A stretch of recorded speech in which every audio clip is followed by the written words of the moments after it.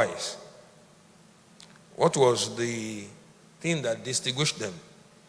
The 5 wise ones they went the extra mile. They thought and they think and plan ahead. In case there is this, I'm just using that analogy. In case this man didn't come on time, what do we do? So they already thought and planned ahead. They said, so they already had something in mind,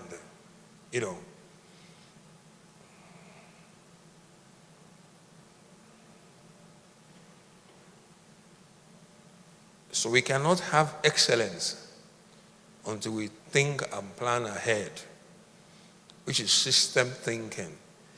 All those places where you see, all those churches where you see excellence, you see that they are system thinking.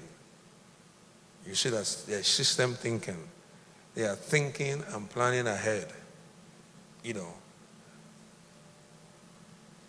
They want to do a crusade, for example. Many of us will do the crusade. It is maybe during the time they are making altar call that they will start thinking, okay, what do we do with those people? That's not system thinking. That's not thinking and planning ahead. System thinking is ability to be able to have thought phase 1, phase 2, phase 3, phase 4. That, okay, in case 100 people come, what do we do with the 100 people? It's already aligned. Okay, we get them to church. When they get to church, what do you want to do with them in church? That's system thinking. What do you want to do with them in church? Where do you want them to sit when they come? What are the things we are going to give to them?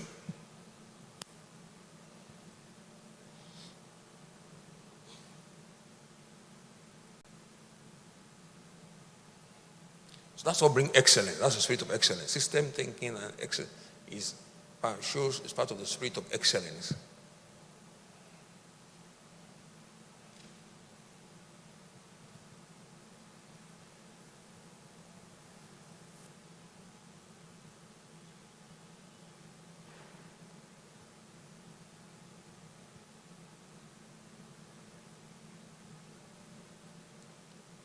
System thinking is throwing your thought forward.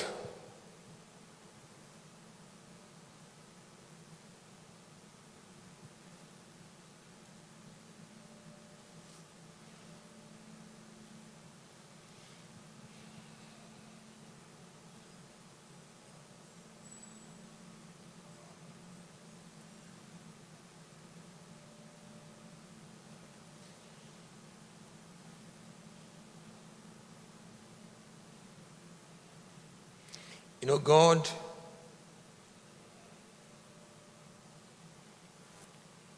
imagine God planning a banquet for 2,000 years. Jesus talked about the marriage supper of the Lamb, 2,000 years. He's been planning over 2,000 years ago. That is the banquet, the marriage supper of the Lamb. God is planning that.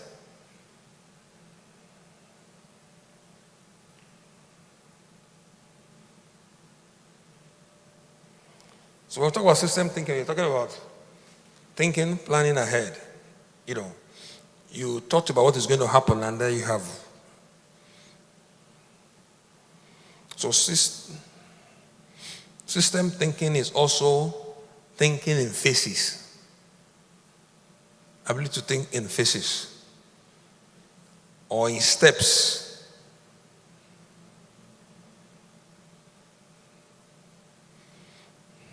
So you are thinking in steps. What do we do first? If this is step 1, this is step 2, step 3. I mean, that is actually engineering. That's engineering. Engineering is system thinking. And that's what has happened. That's what has revolutionized the first world. Precision engineering. It's just system thinking.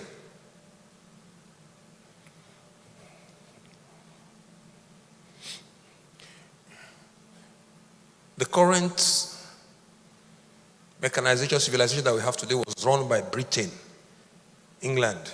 And what led them was the system thinking, time management was the thing that started this thing. What's time management? Okay, if it takes me 3 days to cut a tree, can I cut it in 1 day? So they started thinking, how can I reduce what I am doing? And that's what caused revolution. I remember the first time I was in Britain, several years ago, a long time ago. And they said the train will arrive at 8:07. I've never seen that kind of thing before. I mean, in Nigeria, we say you arrive at 8:10. Do you understand? 8:10 is okay. Or when you say 8 or 8 o'clock, and then it'll be 15 minutes late, it's okay. It's allowed. I mean, but this thing say 8:07, so I began to look at my wristwatch. But that is 8:07, train will arrive. Okay, let's be saying, I wonder why they are putting 8:07 there. And when it's 8 o'clock, we didn't see the train. So I said, God catch these people today.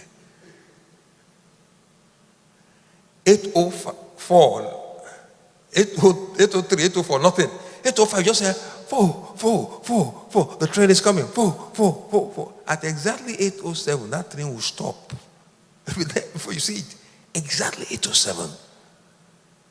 I can't believe it. It's so precise.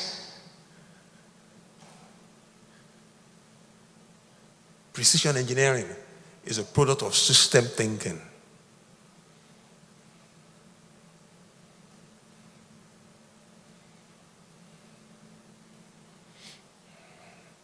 So that wisdom, we need to bring it to church.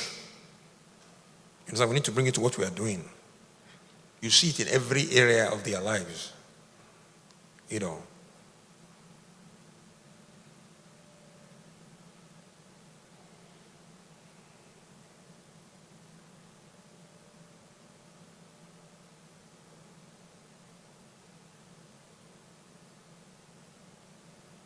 Somebody said, assess your thoughts forward.